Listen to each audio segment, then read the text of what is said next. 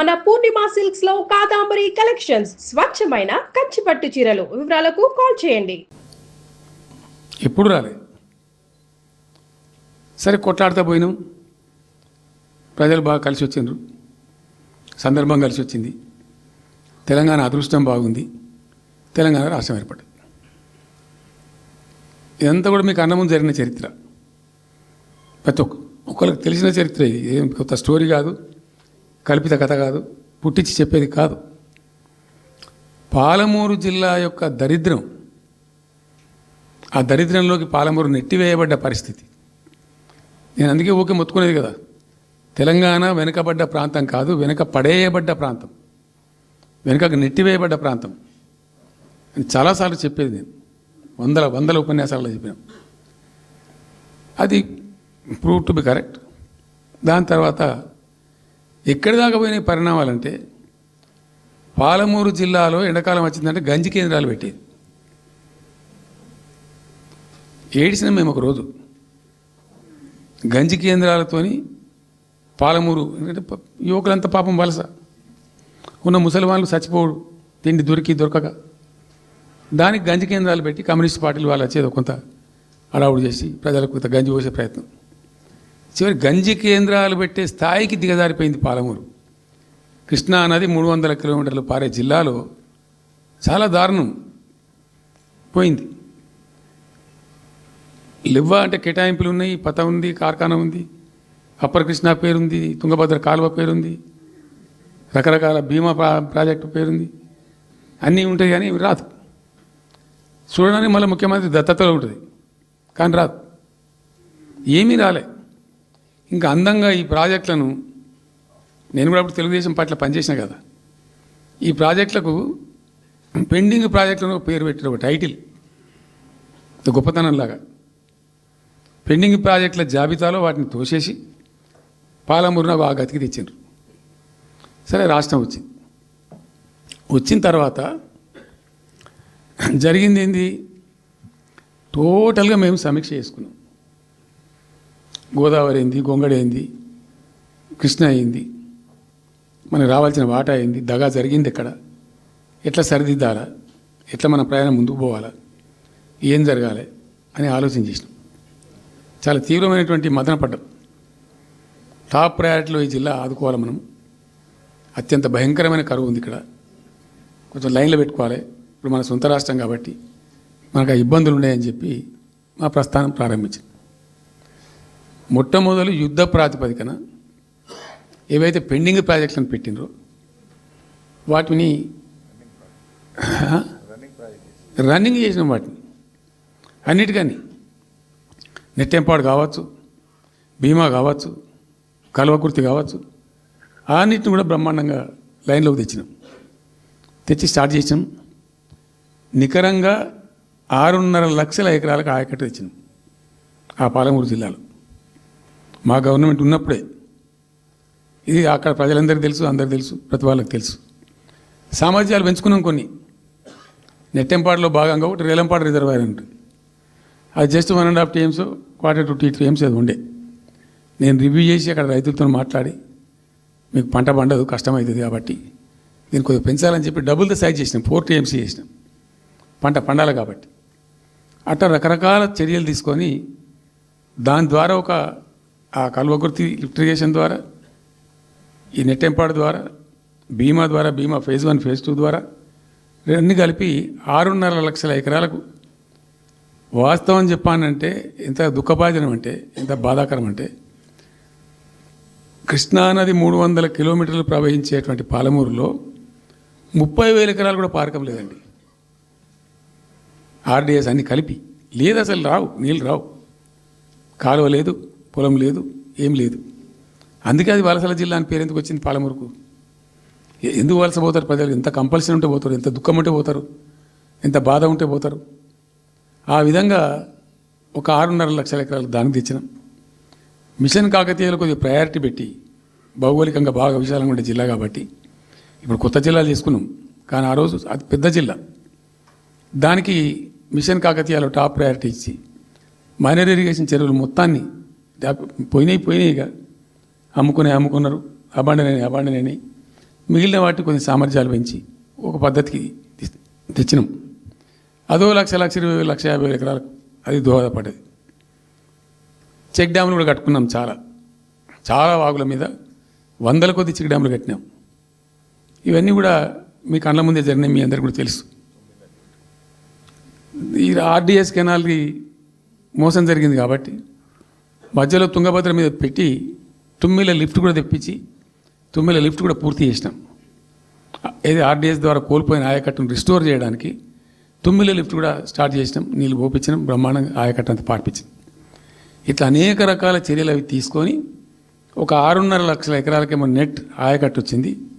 Indirect ఆయకట్టేమో భూగర్భ జలాలు పెంచడానికి కట్టిన చెక్ డ్యాములు, మైనర్ ఇరిగేషన్ బాగు చేయడం, దాని ద్వారా కూడా 1,50,000 ఎకరాలకు వచ్చింది.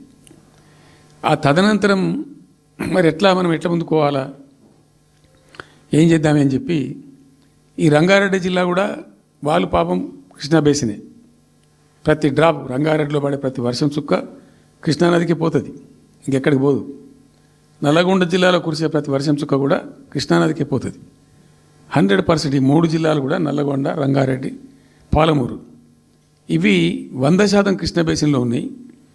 మనము ఏదైతే మనకు కేటాయించిండ్రో ప్రాజెక్ట్ వైజ్ అనో ఇంకోటనో కంబైన్డ్ స్టేట్ ఉన్నప్పుడు జరిగినటువంటి మోసం నుంచి బయటికి రావాలంటే మనం రాష్ట్రం ఏర్పడ్డ తర్వాత కొట్టాడాలి, మన వాటా మనం సాధించాలి. రివిజన్ కృష్ణా జలాల యొక్క పునఃపంపిణీ మీద ట్రిబ్యునల్ వేయించుకోవాలి, రివిజన్ పెట్టియాలి అని ఒక స్ట్రాటజీ పెట్టి దాన్ని కొట్లాను. సరే, ఇందాక నేను చెప్పినట్టు దేవుని దయ వల్ల తెలంగాణ రాష్ట్రం వచ్చింది. ఈ ప్రాజెక్టు కంప్లీట్ చేస్తూనే పాలమూరు రంగారెడ్డి ఎత్తిపోతల పథకానికి శ్రీకారం చుట్టాం. యాక్చువల్ ఫ్యాక్ట్ ఏంది, పాలమూరు రంగారెడ్డికి మేము ఆ రోజు మనసులో ఇంటర్నల్గా మాట్లాడుకొని డిపార్ట్మెంట్ కావచ్చు, క్యాబినెట్ కావచ్చు, విదిన్ ద పార్టీ కావచ్చు, ఆ జిల్లాల నాయకులతో కావచ్చు, మా స్ట్రాటజీ ఏంది, పాలమూరు రంగారెడ్డి ఎత్తిపోతల పథకానికి 170 టీఎంసీలు తీసుకోవాలి. This was the strategy of BRS government. ఎక్కడి నుంచి తీసుకోవాలా, అనేక ఆంక్షలు, మాటలు బట్టి డైలాగులు, ఏపీ నుంచి వచ్చే వ్యతిరేకత, ఇవన్నిటి దృష్టిలో పెట్టుకొని ఏం చేసినాం, నికరంగా లెక్కలు తెప్పించినాం. ఈ మహబూబ్ నగర్ జిల్లాలో మైనర్ ఇరిగేషన్లో పాత చెరువులు ఏవైతే బచావ్ అవుతున్నప్పుడు లెక్క పెట్టినటువంటి చెరువులు ఏవైతే ఉన్నాయో ఉన్నాయన్నీ మాయమైనవన్నీ, వాటి సామర్థ్యం ఆ రోజు ఎంత, ఇవాళ నెట్ సామర్థ్యం ఎంత అని లెక్కలు తీసి కేంద్రానికి సమర్పించి ఒక 45 టీఎంసీ దానికి కేటాయించింది. ఆ రోజు మేము ఎంత అంటే 90.81 టీఎంసీ, 90.81 పాలమూరు రంగారెడ్డికి మేము కేటాయించింది ఆ రోజుకు. అయితే 170 ఎట్లా అంటే మరి మాకు ఇంకా వాటా వస్తుంది కదా, ట్రిబ్యునల్ వచ్చిన తర్వాత మాకు వాటా వస్తే దానిలో తీసుకున్న నీళ్ళని కూడా దీనికే మనం అటాచ్ చేసుకుంటామని చెప్పి 91 పాయింట్ తీసుకున్నాం. ఎట్లా తీసుకున్నాము, బచావత్ ట్రిబ్యునల్లోనే ఒక తీర్పు చాలా స్పష్టంగా ఉన్నది, డెసిషన్ అది, ట్రిబ్యునల్ యొక్క నిర్ణయం ఏంటిది, ఆంధ్ర వాళ్ళు మొదటి నుంచి కూడా మేము కొంత గోదావరి నీళ్లు కృష్ణా డెల్టాకి తెచ్చుకుంటాం, నాగార్జునసాగర్ ఆయకట్టుకు తెచ్చుకుంటాం, మరో దాన్ని తెచ్చుకుంటాం అనే పద్ధతిలో మొదలుపెట్టి తెచ్చుకున్నారు. దాంట్లో భాగంగా 80 టీఎంసీలు వాళ్ళు తీసుకుంటారు. ఏది పోలవరం కట్టి ఆ కెనాల్ అప్పుడు వైఎస్ రాజశేఖర్ తవ్విండి కదా, పట్టిసీమ లిఫ్ట్ పెట్టిండ్రు, ఇనీషియల్ లిఫ్ట్ పెట్టిన తర్వాత ఇప్పుడు కెనాల్ అయింది. సో దాన్ని 80 టీఎంసీలు వాళ్ళు వాడుకుంటున్నారు, ఎక్కువనే వాడుకుంటున్నారు. సో వాళ్ళు డిపిఆర్లో సబ్మిట్ చేసినారు చాలా క్లియర్గా స్పష్టంగా, ఏమని 80 టీఎంసీలు మేము తీసుకుంటున్నాం, 80 టీఎంసీలు పైన 5 రాష్ట్రాలకు బచావ్ ట్రిబ్యునల్ ప్రకారం ఇస్తాం. అది 3 రాష్ట్రాలకు ఇస్తారు, తెలంగాణ రాష్ట్రానికి, కర్ణాటకకు, మహారాష్ట్రకు. తెలంగాణకు 45, వాళ్ళిద్దరు కలిపి 35, కర్ణాటకకు 21 టీఎంసీ, మహారాష్ట్రకు 14 టీఎంసీ. ఇప్పుడు వాళ్ళిద్దరు కూడా వాడుకుంటున్నారు. అది కర్ణాటక వాళ్ళు already they are using 21 TMC ఏదైతే పోలవరం నీళ్ళు అక్కడ వాళ్ళు తీసుకున్నారు కాబట్టి దాని కంపెన్సేటర్ కింద వచ్చినటువంటి దాన్ని they are using it, right రాయాలి. మహారాష్ట్ర కూడా వాడుతున్నారు, లెక్కల్లో చూపించారు వాళ్ళు, వాళ్ళ ప్రాజెక్టుల డిపిఆర్లో వాళ్ళ లెక్కల్లో చూపెట్టిండ్రు. ఇక వాడుకోవాల్సింది వాళ్ళు మనం. సో ఆ 45 టీఎంసీ మనది ఉంది కదా, మనకు ట్రిబ్యునల్ కేటాయించిందే కదా, అప్పనంగా ఏదో వచ్చేది కాదు కదా. సో ఆ 45 ఈ మైనర్ ఇరిగేషన్ లాసెస్ 45 కలిపి 90.81 టీఎంసీలకు దాన్ని ప్రతిపాదించాం. It has a strong basis. ఏదో గాలిలే అడవులు జమాబందీ ఏర్పడతాడు చేసింది కాదు. ఒక స్పష్టమైనటువంటి విధానంతో ఒక అవుట్లుక్తో భవిష్యత్తు ప్రయోజనాలను దృష్టిలో పెట్టుకొని చేసినటువంటి చర్య చేసినాం. ప్రాజెక్టు 30,000 కోట్లు 35,000 కోట్లు మంజూరు చేసినాం. అందులో 27,000 కోట్లు ఖర్చు పెట్టినాం. ఆల్మోస్ట్ దగ్గర 88-90% పనులు పూర్తి అయిపోయినాయి. ఈ ఆంధ్రాతోని పంచాయతీ ఉంటుంది ఎప్పటికైనా. వాళ్ళు పోతిరెడ్డిపాడు పొక్కగొట్టి దాన్ని పెంచి దాన్ని ఇంకింత పెంచి ఈ తెలుగు గంగా అనే పేరు మీద మొదలై అది ఎటెటెటెటు పోతుంది ఇక అడవుల జమాబంది. కాబట్టి మనం క్విక్కెస్ట్ పాసిబుల్ టైంలో తీసుకోవాలని ఆ వచ్చే వాటర్ను అక్కడ ఎంటైర్ వరల్డ్లో ఎక్కడ లేవండి 145 మెగావాట్స్ కెపాసిటీ పంప్స్ పెట్టినాం అక్కడ. Specially prepared, those pumps were prepared by BHEL of India. 145 మెగావాట్ల పంపులు అసలు ఇండియాలో ఎక్కడ ఏ ప్రాజెక్టుకు లేవు. ఎందుకని ఆ పంపు స్విచ్ ఆన్ చేసిన నేను, నీళ్ళు వచ్చినాయి. ఒక్క పంపు స్విచ్ ఆన్ చేస్తేనే ఇట్లా కాలువలు తల్లాడుతుండే ఇట్లా. అంటే ఆ గొడవ ఉంది కాబట్టి వాళ్ళు అటు పోతిరెడ్డిపాడు పక్క నుంచి వాళ్ళు తీసుకుపోతూ ఉంటారు. ఆ వర్షాలు వచ్చినప్పుడే మనం తీసుకోవాలి, ఇంకో గత్యంతరం లేదు. కాబట్టి క్విక్కెస్ట్ పాసిబుల్ టైంలో ఈ రిజర్వాయర్లు నింపుకుంటే మనం సేఫ్ అయిపోతాము, జిల్లా కాడికి కొంత న్యాయం జరుగుతుందని చెప్పి ఆ 145 మెగావాట్స్ కెపాసిటీ ఉండే పంప్స్ పెట్టినాం. ఇప్పుడు పంప్స్ అన్నీ ఆల్మోస్ట్ ఇన్స్టాల్ అయినాయి. మరి ఈ గవర్నమెంట్లో వీళ్ళు ఏం పట్టించుకుంటలేరు, అసలు ఏం చేస్తలేరు. అయితే జరిగిన తర్వాత ఏమైంది, అనుమతులు అంత సాధించారు. దాని మీద చాలా మెలికలు పెట్టినారు. ల్యాండ్ అక్విజిషన్ల ప్రాబ్లం చేసినారు. అయినా 27,000 ఎకరాలు మేము అక్వైర్ చేసినాం సక్సెస్ఫుల్గా. అదంతా క్లిష్టమైన సబ్జెక్ట్ ఈ రోజులలో ల్యాండ్ అక్విజిషన్ అంటే. అయినప్పటికీ 27,000 ఎకరాలు అక్వైర్ చేసినాం. 27,000 కోట్లు ఖర్చు పెట్టినాం. అంత కాన్సన్ట్రేట్ చేసినాం. గ్రీన్ ట్రిబ్యునల్కి పోయినారు, ఆ స్టేని క్యాన్సిల్ చేయించినాం. అనేక రకాల అడ్డంకులు కల్పించే ప్రయత్నాలు ఎన్ని చేసినా వాటన్నిటిని అధిగమిస్తూ ఆ ప్రాజెక్టును ముందుకు తీసుకొని పోయినాం. అయితే ఈ పంపులన్నీ ఇన్స్టాలేషన్ అయిపోతుంది, బ్రహ్మాండంగా ఉంది. సరే, ఇంతగా అయితే మా గవర్నమెంట్ మారింది. సహజం, రాజకీయాల్లో గెలుపులు ఉంటాయి, ఓటములు ఉంటాయి, ప్రభుత్వాల మార్పిళ్ళు ఉంటాయి, జరుగుతాయి. కానీ ఎంత తెలుగు తక్కువ దద్దమ్మ ప్రభుత్వం వచ్చినా, నెక్స్ట్ సక్సెసివ్ గవర్నమెంట్ ఎవరు వచ్చినా రాష్ట్ర ప్రయోజనం కదా ఒక ప్రాజెక్ట్ అంటే. ప్రజలకు నీళ్ళు వచ్చేది కదా, ప్రజలు బ్రతికేది కదా, దాన్ని కొనసాగిస్తారు. ఇప్పుడు ఒక్క తట్టెడు మట్టి కూడా తీయలేదండి. మా గవర్నమెంట్ పోయిన తర్వాత పాలమూరు ఎత్తిపోతల పథకంలో ఒక తట్టెడు మట్టి కనీసం నేను తీయలే. మరి దాన్ని ఎందుకు అబాండన్ చేసినరో, దాని వెనకేం ఉద్దేశం ఉందో, ఇంత నిష్క్రియాపరత్వం ఏంది, ఇంత దారుణమైంది. 2 నెట్ సంవత్సరాలు గడిచిపోయినాయి. ఇప్పుడు మేము గమనిస్తున్నాం. మధ్యలో ఏమైంది, కేంద్ర ప్రభుత్వంతో తమాషా. బీజేపీ మొదటి నుంచి మాకు తెలంగాణకు శని అయింది. అది కేంద్ర ప్రభుత్వం ప్రతిదాన్ని వ్యతిరేకించడమే. ప్రతిదానిగా చంద్రబాబు ఎన్డీఏలో చేరడం, ఆయన మాటలు పట్టుకొని వ్యతిరేకించడం, అడ్డంగా ఇష్టం వచ్చిన పద్ధతిలో. మేము బాగా కొట్లాడినా. మేము ఉన్న రోజులు అనేకమైనటువంటి పోరాటాలు చేసి దాన్ని ఎప్పటికప్పుడు సాధించుకున్నాం. అనుమతులు కానీ ఇంకోటి కానీ మొత్తం 9-10 అవసరం పడతాయి. అందులో 6 అనుమతులు ఆల్రెడీ వచ్చేసినాయి. Main environmental impact, environment assessment కమిటీది అదే మెయిన్ అసలు ప్రాజెక్టుకు లైఫ్ లైన్. దాని మొత్తం అనుమతులు వచ్చేసినాయి. దాని తర్వాత మిగిలిన అనుమతులన్నీ లాంఛనమే, ఇక ఇచ్చేయాల్సిందే. అది ఇచ్చిందంటే అటువంటి అతి ముఖ్యమైనటువంటి అనుమతి కూడా తెచ్చినాం. అన్నీ వచ్చిన తర్వాత కేంద్ర ప్రభుత్వం మొన్న చంద్రబాబు నాయుడు ఎంపీలు అవసరం ఉంది కదా అక్కడ వాళ్ళకు. ఇప్పుడు ఇద్దరు ఎంపీలు అవసరం కదా, నితీష్ కుమార్, చంద్రబాబు నాయుడు. దానికోసం బీజేపీ ఎంతకైనా దిగజారుతుంది. ఆడ ప్రభుత్వం నిలబెట్టుకోవాలి కాబట్టి ఎంతకైనా దిగజారి ఆయన మాట పట్టుకొని డిపిఆర్ను వాపసు పంపించారండి. మేము ఉన్న రోజులు రాలే డిపిఆర్ వాపసు. అనుమతులు తెచ్చిన ఉంటాం మేము. ఇంకా డిపిఆర్ వాపస్ వస్తే భూమి ఆకాశం ఒకటి చేయాలా రాష్ట్ర ప్రభుత్వం? ఎంత లొల్లి చేయాలా, ఎంత హడావుడి చేయాలా? ఆల్ పార్టీ డెలిగేషన్ తీసుకుపోవాలి. అవసరం వస్తే మేము వడ్లు కొనకపోతే పోయి ఢిల్లీలో ధర్నా చేసామండి. మేము అప్పుడు మా గవర్నమెంట్ ఉన్నప్పుడు రైతులు పండించిన పంట కొనకపోతే యావత్తు ఎమ్మెల్యేలు క్యాబినెట్ అందరం పోయి ఢిల్లీలో ధర్నా చేసి కేంద్ర ప్రభుత్వం మెడలు వంచినాం. మేము 80 లక్షల టన్నులు మనకి తీసుకుంటామనేటువంటి ఒప్పందం మీద సంతకం చేయించుకొని వచ్చినాం. వడ్లు కొనిపించినాం ఎఫ్సిఐతోని. మామూలు వడ్లు కొనకపోతేనే మేము అంత అడావుడి చేసిపోయినాము. కానీ ఒక ఇంత పెద్ద ప్రధానమైన 3 జిల్లాలకు సంబంధించిన ప్రాజెక్టు డిపిఆర్ వాపసు పంపిస్తే వీళ్ళు కుయ్యలేదు, కుట్టుకోలేదు, వాళ్ళకి చెప్పని కూడా చెప్పలేదు. తెలియదు ఎవరికి బయట. జస్ట్ దేవర్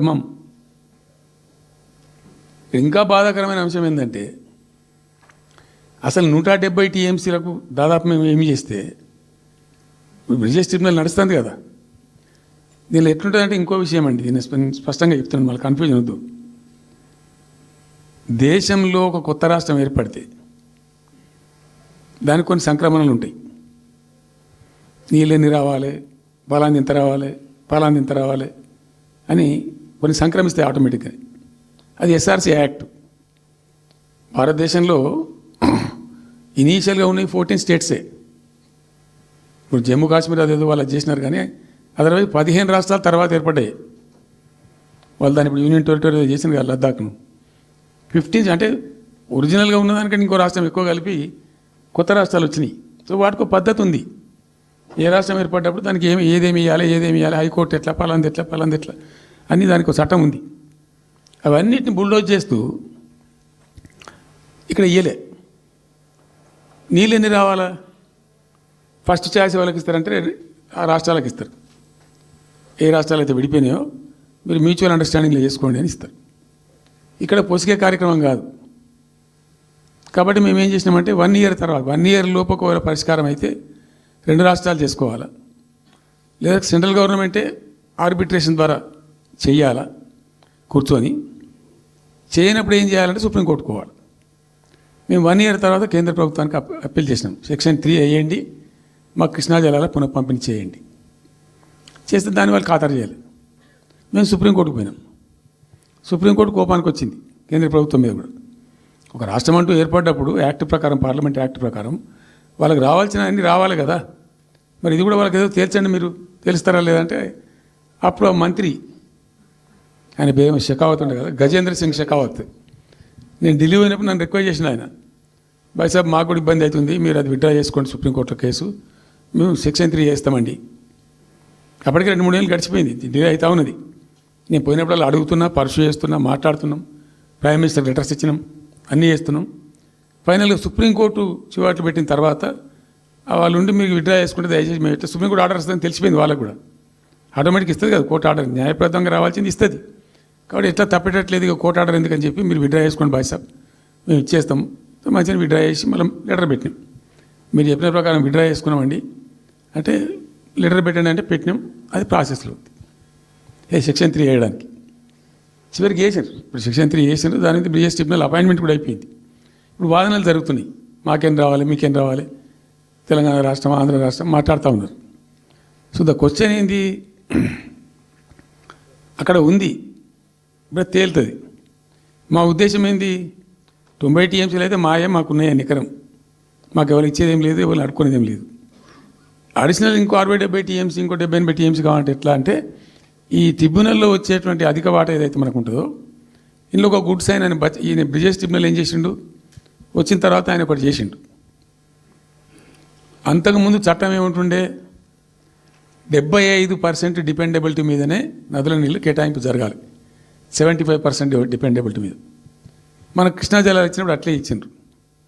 ఈయన బ్రిజేష్ ట్రిబ్యునల్ వచ్చిన తర్వాత ఈయన ఏం చేసిండంటే 75% బోల్డ్ అండి, మంచి సర్ప్లస్ ఇయర్స్లో చాలా వర్షాలు పడుతున్నాయి, కావాల్సిన నీళ్ళు వస్తున్నాయి, అవి వేస్ట్ అవుతున్నాయి అనవసరంగా, అట్లెందుకు కేటాయింపులు చేసుకుందాం, 65% డిపెండబిలిటీ పెట్టుకుందాం అని చెప్పి పెట్టిండు. దాని ద్వారా ఏమైంది, మన కృష్ణా నదిలో ఒరిజినల్గా వచ్చిన అలాట్మెంట్ 811 టీఎంసీ, 811 టీఎంసీలే బచావ్ ట్రిబ్యునల్ ప్రకారం. కానీ తదనంతరం ఈయన బ్రిజేష్ వచ్చిన తర్వాత అది ఆల్మోస్ట్ 1005 పోయింది. ఇంకో 195 టీఎంసీ పెరిగింది. ఆ 10% యాడ్ చేసే వరకు పెరిగితే అలా మనకు కూడా ఆటోమేటిక్ వాటా వస్తుంది. ఇప్పుడు తేలుతుంది అది. సో మేము ఆశపడ్డది ఏంటంటే ఒరిజినల్గా పెట్టుకున్నటువంటి ఈ 90 టీఎంసీ అది బచావ్ ట్రిబ్యునల్ ఇచ్చిందే 45 టీఎంసీ. 45 టీఎంసీ మనం హైయర్ ఇరిగేషన్ లెక్కలు బాజాప్తా తీసి ఇచ్చినాం కాబట్టి అది యాక్సెప్ట్ చేసిన వాళ్ళు. ఈ 90 టీఎంసీ ప్లస్ ఇప్పుడు అడిషనల్గా వచ్చేది కలిస్తే మనకు దాదాపు 170-160 దాకా తీసుకొని పోవచ్చు. కంఫర్టబుల్ ఉంటాం మనం. ఇక్కడ డ్రింకింగ్ వాటర్ కానీ ఇంకోటి కానీ బాధ లేకుండా ఉంటాం. ఆ జిల్లా సుభిక్షం అవుతుంది అని ఆల్రెడీ పాలమూరు జిల్లాలో తెచ్చుకున్నటువంటి 6.5 లక్షల ఎకరాల ఆయకట్టు ప్లస్ దీనిలో ఒక 7 లక్షలు వస్తుంది పాలమూరు. అంటే 13.5 lakhs పోతుంది. పాలమూరు జిల్లా కాడికి వస్తే నియోజకవర్గానికి 1,00,000 ఎకరాలు వారాలి. అంత కృషించి అంత కునారిల్లి 60 ఏండ్లు ఏడిసి గోసపడ్డ పాలమూరుకు ఒక పెద్ద రిలీఫ్ వస్తుంది. దీంతో మొత్తం జిల్లా టాప్ టు బాటం అంతా కూడా ఒక అద్భుతమైనది ఉంటుంది. గ్రావిటీ వారేకాడికి గ్రావిటీ వారుతుంది, లిఫ్ట్ వారుతుంది.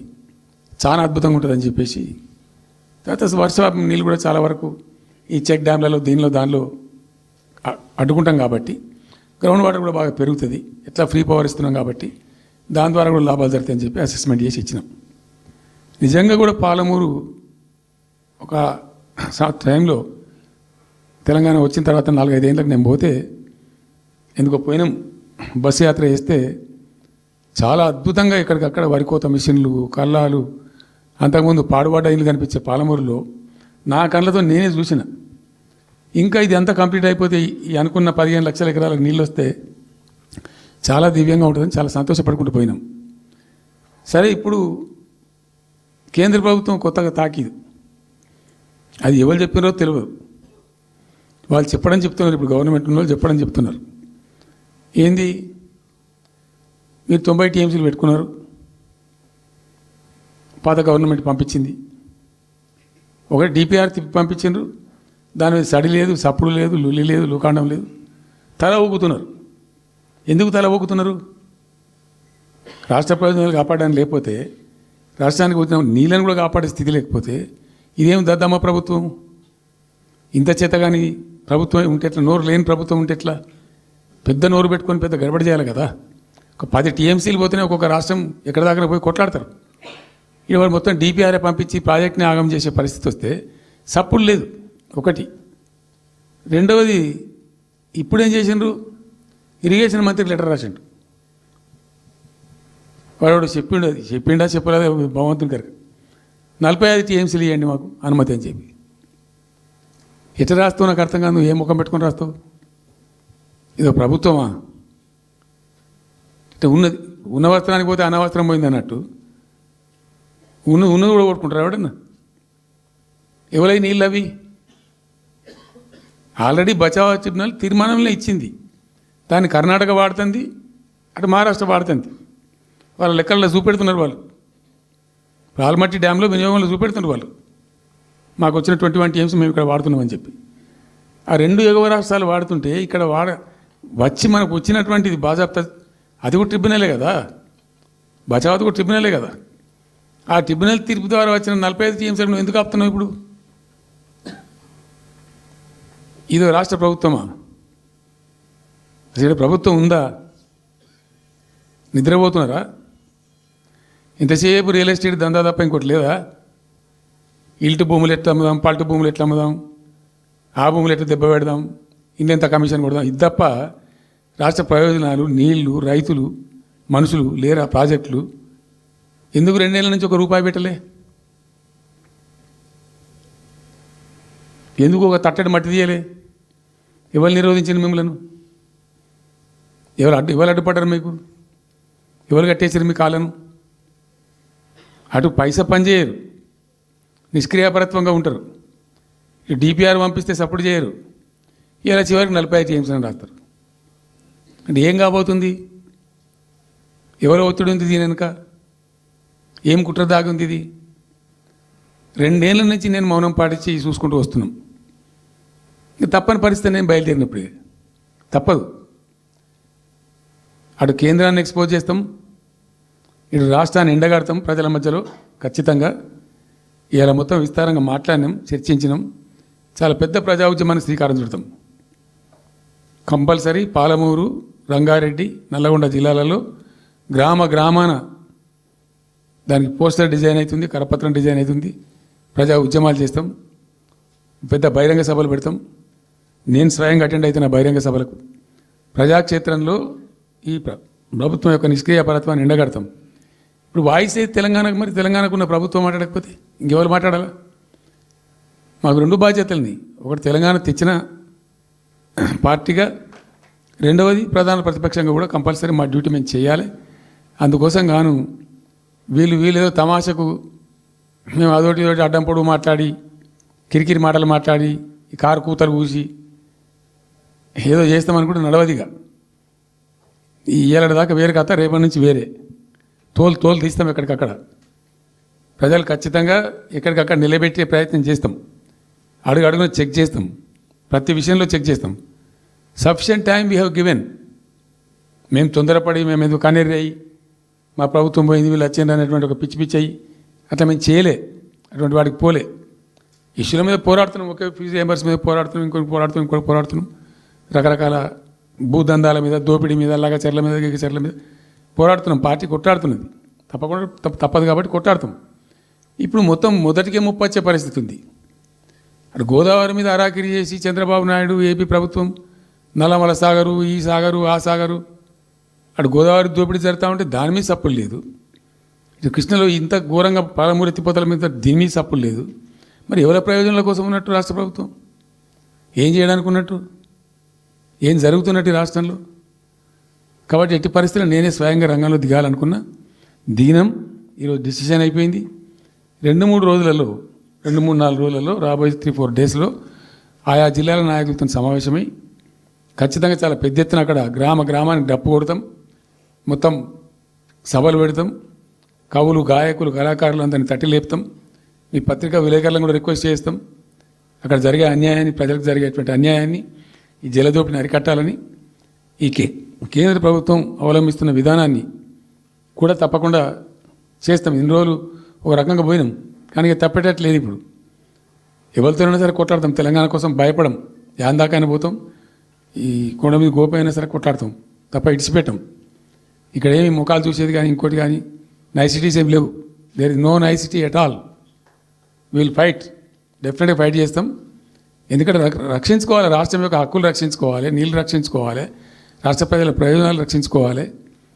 ఈ విధంగా ఇప్పుడు మా కళ్ళ ముందే జరిగినటువంటి దీనిలో ఈ దుర్మార్గంలో ఎట్లా మౌనం పాటిస్తాడు కేసీఆర్? ఎందుకు మౌనంగా ఉంటాం? ఎవరి కోసం ఉంటాం? ఎందుకోసం ఉండాలి? కాబట్టి అరాకిరి ముచ్చట్లు కావు. ఇష్టం వచ్చినట్టు మాట్లాడి, ఇష్టం వచ్చినట్టు ఆల్తు ఫాల్తు కూతలు కూసి ఏదో చేస్తామంటే అది జరిగేది కాదు, జరగనీయం. రెండవది, ఈ ప్రభుత్వం కూడా సర్వభ్రష్ట ప్రభుత్వం, సర్వంలో భ్రష్టమైంది.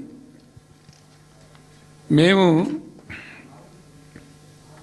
చెప్తా, బీజేపీ కథ కూడా చెప్తా. ఎందుకు చెప్పా? డెఫినెట్గా చెప్తాం. అరే నువ్వు మా ఇంట్లోకి వచ్చి మాకు దోసుకపోతా అని ఊరుకుంటామే? నాకు అర్థం ఎవరైతుంది? ఏమైనా ఉండొచ్చు కాక, ఏమైనా ఉండకపోవచ్చు కాక, నీ జేబు చేయబెట్టి పైసలు కూర్చుకుంటా అంటే ఊరుకుంటామా? సాధారణ కాడికైతే కొట్లాడతాం కదా. యాక్చువల్లీ ఒక పద్ధతిలో ఈ రాష్ట్రం ఒక క్రమ పద్ధతిలో మంచిగా ముందుకు పోతూ ఉంటాయి. సంక్షేమం విషయంలో కానీ, అభివృద్ధి విషయంలో కానీ, పారిశ్రామికీకరణలో కానీ, ఐటీ రంగంలో కానీ, క్రైమ్ తగ్గించడంలో కానీ, లా అండ్ ఆర్డర్ మెయింటైన్ చేయడంలో కానీ ఒక మంచి పద్ధతిలో పోతూ ఉండే. ఇవాళ ఏందండి, జంట నగరాలలో పట్టభాగాలు నడి రోడ్డు మీద హత్యలు జరుగుతున్నాయి. అడిగే దిక్కు లేదు. మానభంగాలు జరుగుతున్నాయి, రేపులు జరుగుతున్నాయి. ఎన్సీఆర్బీ రిపోర్ట్ ప్రకారంగా 20% క్రైమ్ రేట్ పెరిగింది తెలంగాణలో. పీస్ఫుల్ స్టేట్ ఉండే, ఫ్రెండ్లీ పోలీసింగ్ ఉండే, అవన్నీ ముఖ్యమైపోతున్నాయి ఇవాళ తెలంగాణలో. చూస్తున్నాం మేము, మౌనం పాటించడానికి చూసుకుంటూ, గమనించుకుంటూ, రికార్డు చేసుకుంటూ అని చర్చ చేస్తున్నాం. ఎప్పటికప్పుడు పెరిగిపోయినాయి. వాగ్దానాలు ఏంటంటే వీళ్ళు చేసినాయి? మంచిగా ఉన్న ప్రజలను, మాకు ఓటేసే ఉద్దేశంలో ఉన్న ప్రజలను పచ్చి అబద్ధాలు టెంప్ట్ చేసి మోసం చేసి ఈ రాష్ట్ర ప్రజానీకాన్ని మోసం చేసి దొంగ మాటలు చెప్పి మాయ మాటలు చెప్పి అర్రాస్ పాటలు వాడినట్టు వాడినండి, వేలం పాట వాడినట్టు. కేసీఆర్ 10,000 ఇస్తాడు రైతు బంధుకు, మేము 15,000 ఇస్తాం. మహిళలకు 2,500 ఇస్తాం. కేసీఆర్ కళ్యాణ లక్ష్మి ₹1,00,000 ఇస్తాడు, మేము తులం బంగారం కల్పిస్తాం. మీరు పెళ్లిళ్ళు చేసుకోకుండా ఆపుండ్రి. ఇదే ప్రభుత్వం మీరు చెప్పినటువంటి మాటలు పెళ్లిళ్ళు చేసుకుంటూ ఆగిపోండి. మీరు నవంబర్లో వేసుకునే బదులు డిసెంబర్లో వేసుకుంటే తులం బంగారం కూడా వస్తుంది. ఉపన్యాసాలలో చెప్పినండి, మా దగ్గర ఉన్నాయి ఆ క్యాసెట్లని. ఇంకేం చెప్పినారు? పెన్షన్ తీసుకునే ముసలోళ్ళు ఎవరైతున్నారో